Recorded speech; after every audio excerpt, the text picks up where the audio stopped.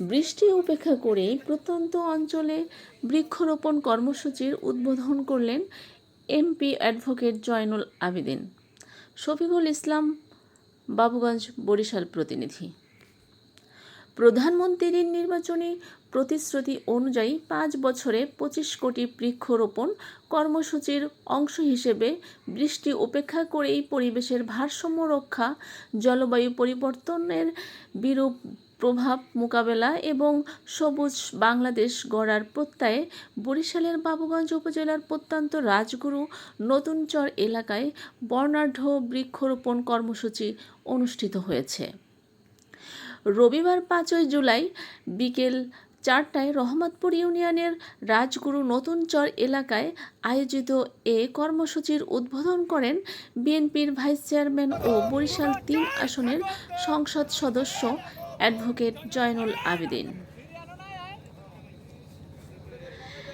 এই অনুষ্ঠানে বিশেষ অতিথি হিসেবে উপস্থিত ছিলেন বাবুগঞ্জ উপজেলা নির্বাহী কর্মকর্তা ইউএনও আসমাউল হোসনা।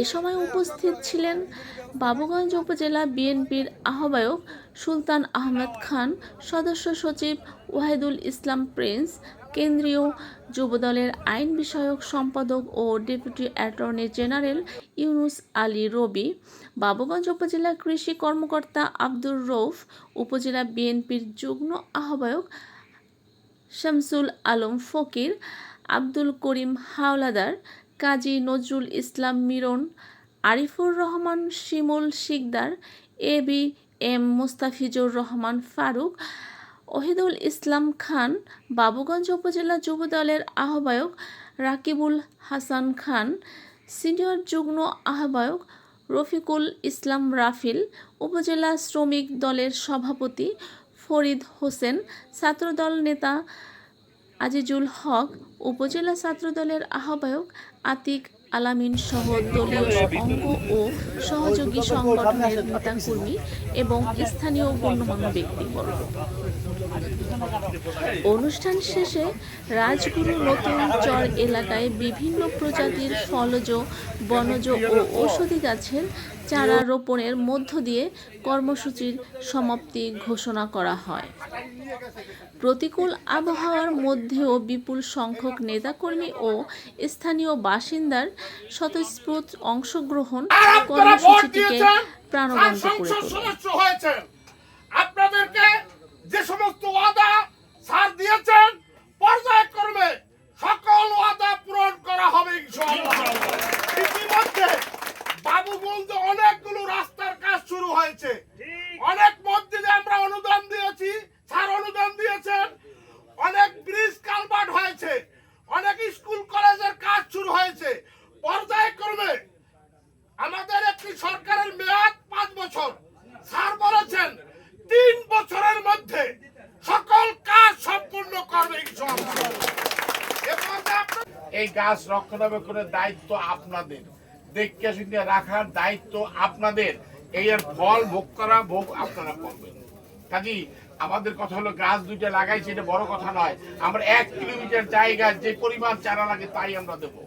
নারকেল, আম এবং এই যে হিসেবে আমরা পেয়ারা সহ অন্যান্য যে গাছ ফলজ সম্পূর্ণ এবং কিছু বনজ এর ভিতর থাকতে পারে, এটা আমরা দেব।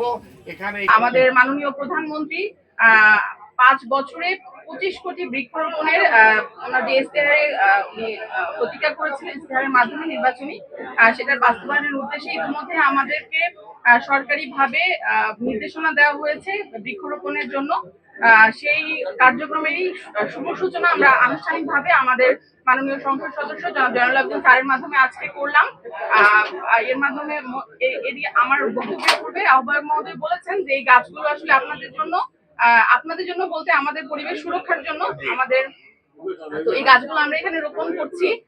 আপনাদের যেখানে এখানে আমাদের স্থানীয় লোকজন আছেন, আপনাদের এরিয়াতে আপনারা গাছগুলো রক্ষণাবেক্ষণ আপনাদের করতে হবে, কারণ আমাদের পক্ষ থেকে আমরা গাছ লাগিয়ে দিচ্ছি বা বেড়া দিয়ে দিচ্ছি, কিন্তু বাকি দায়িত্ব আপনাদেরকে নিতে হবে, কারণ সারা বাংলাদেশে গাছ লাগিয়ে ভরে ফেলতে হবে। এবারে তিনি সেই উদ্যোগ হিসাবে প্রাথমিকভাবে তিনি বলেছেন যে আমরা বছরে অন্তত যদি 5,000 করে গাছ লাগাই সমস্ত এলাকায়, তাহলে পরে 25 কোটি গাছ হবে ইনশাআল্লাহ। এবং 25 কোটি গাছ যদি হয় তাহলে পরে পরিবেশ রক্ষা হবে। কারণ আমাদের দেশে সবাই গাছ কাটতে জানি কিন্তু লাগাতে জানি না। এই লাগাতে যে জানি না এই কারণেই কিন্তু আজকে পরিবেশের এই অবস্থা, নদী ভাঙ্গে, তারপরে ঝড় তুফান ইত্যাদিতে আমরা ভুগি, ইত্যাদি ইত্যাদি এই সমস্ত ঘটনা ঘটে। সেই জন্য আমাদের পরিকল্পনা হলো যে 25 কোটি গাছ আমাদের এই বছরে লাগাতে হবে, এই আগামী 5 বছরে। তো কাজেই এই 25 কোটি গাছ যদি লাগাতে হয় তাহলে আপনাদের ভাগে কত পড়ে? এই উপজেলায় আমার ভাগে 5,000 পড়ছে স্যার, উপজেলা প্রশাসন। উপজেলা প্রশাসনে এই বছরে 5,000 গাছ লাগাবার পরিকল্পনা নেওয়া হয়েছে।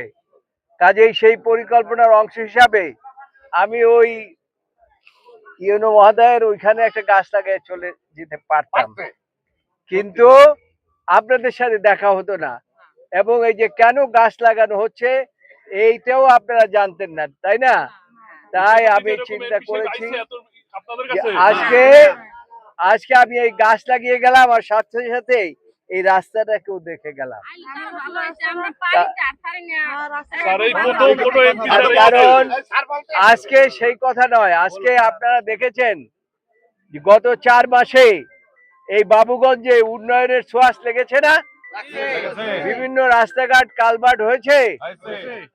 এই বাবুগঞ্জে ইতিমধ্যেই এই ভাঙন রোধ করার জন্য আমাদের প্রধানমন্ত্রী জনাব তারেক রহমান 950 কোটি টাকা বরাদ্দ করেছে ইনশাআল্লাহ।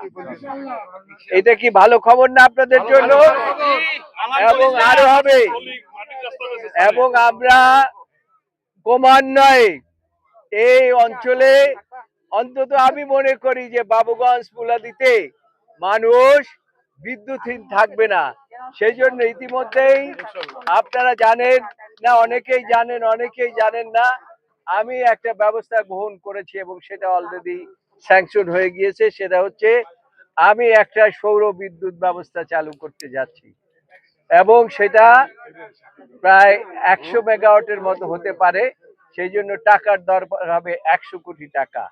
কেননা এই টাকাটা আমি ব্যবস্থা করছি বিভিন্ন ভাবে। যাই হোক, সেটা আপনাদেরকে নাই বললাম। তবে আমি বলেছিলাম নির্বাচনের আগে এই অঞ্চলে যদি আমি নির্বাচিত হতে পারি তাহলে বিদ্যুৎ যাবে না আল্লাহর রহমতে।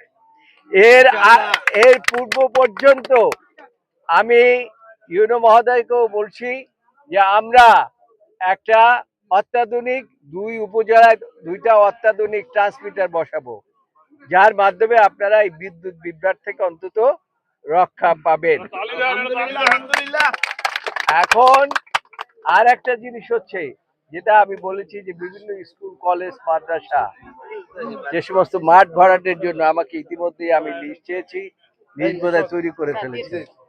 তো সেই লিস্ট অনুসারে স্কুল কলেজে যাতে করে ছেলে মেয়েরা খেলাধুলা করতে পারে, বর্ষার দিনে পানিতে ডুবে যায়, এইটা যাতে না ডুবে সেই জন্য আমাদের প্রধানমন্ত্রী জনাব তারেক রহমান বলেছে যে ছেলেপেলেদেরকে খেলাধুলা যাতে করতে পারে সেই কারণে বিভিন্ন শিক্ষা প্রতিষ্ঠানের খেলার মাঠ তৈরি করতে হবে।